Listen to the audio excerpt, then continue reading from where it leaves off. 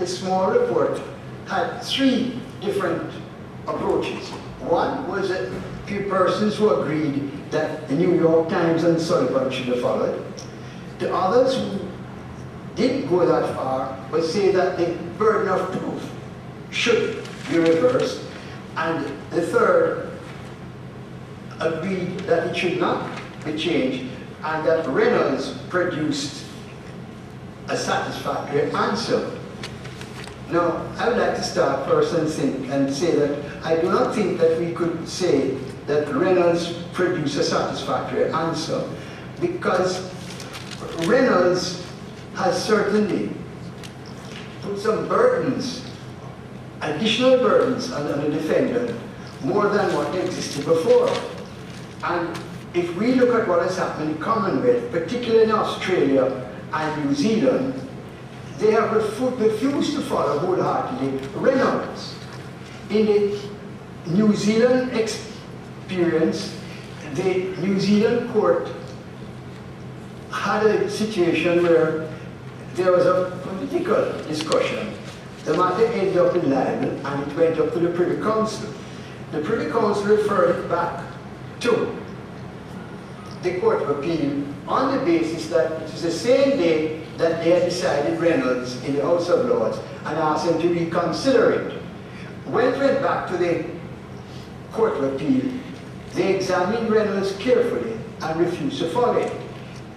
The reasoning being that, first of all, they say qualified privilege had been hammered over many years by a lot of judicial precedents, and if you're going to change it, then you ought to do so by legislation, not by judicial activism. They pointed out that what Reynolds did was impose on a defendant a duty of care before saying anything. 11, Madam Chairman and members of the jury, and that is the guidelines for the assessment of damages. Right now, in our jurisdiction, you're not permitted to cite cases of personal injury and things to the juries in defamation cases.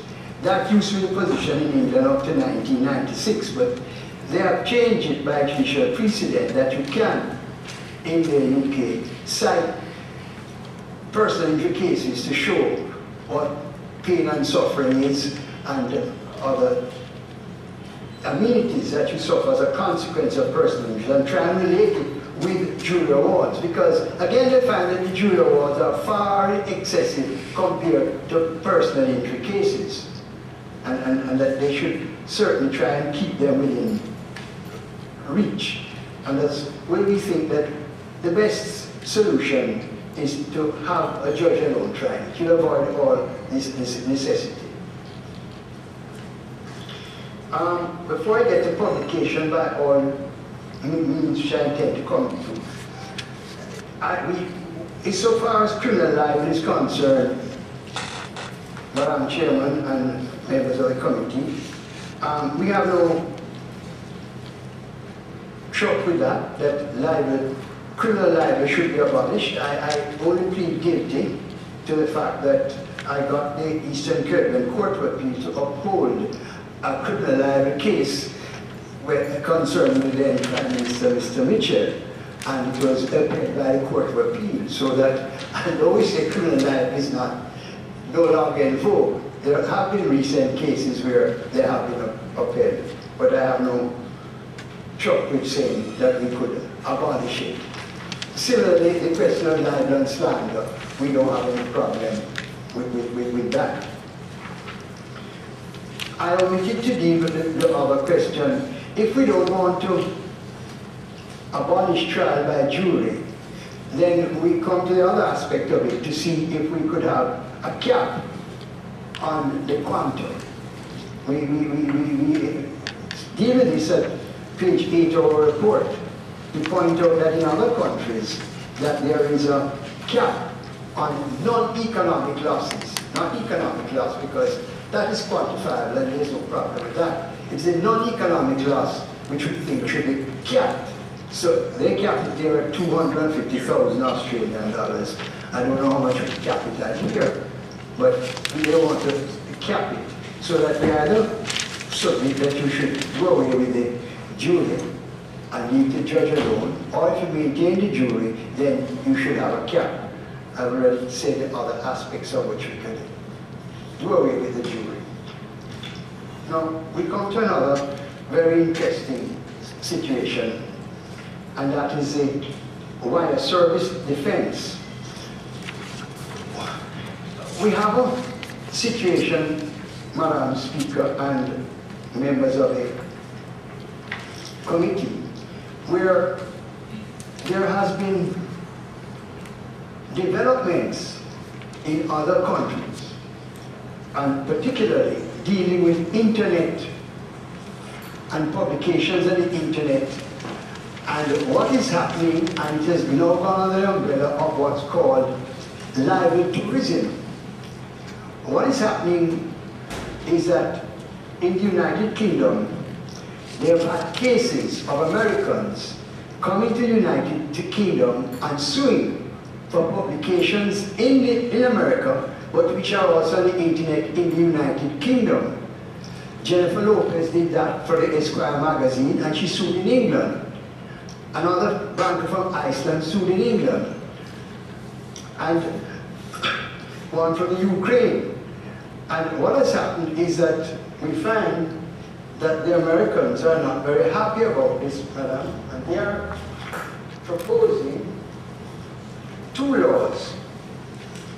I just read to you a recent publication, because this is in both The Economist and the Sunday Times. As a matter of fact, the Sunday Times has one recently called UK Faces Backlash as Home of Libel Bullies. The other article tells you what the Americans are doing. Perhaps the most stark indication that Parliament needs to examine our libel laws is that American legislatures are attacking to block them. They recognize that free speech in America is compromised because US journalists have been dragged into English libel court, so-called libel tourism, and forced to back down because of the high costs involved. Congress is considering a bill which has already been passed by the state of New York that would make English judgments on libel unenforceable in America. This is clearly a problem with English law which other countries have to deal with. So that the internet, publication on the internet is a problem, because you can sue in any jurisdiction apparently where the material is published. We have not yet had any cases like that, and I don't know if we're going to get it. But what we need to do is look at the question of what is innocent publication, and what they do is apply the same Section 1 of the United Kingdom Defamation Act to deal with the internet publications. But they also say that if there is any evidence that you have knowledge or it's brought your attention that what's on the internet is defamatory, then you should certainly seek to have it removed immediately. If you're allowed to stay there and you are sued, then the innocent defamation defense will not run. What is being complained of, Madam and members of the House, is that you have these internet services and people put things on your website, and sometimes you don't know, you're not aware of it. And this is a problem with this wire publication, and one needs to have some defense to it. I would submit that we try and follow the innocent defamation in respect of that aspect of wire publications. If not, we're going to find a problem.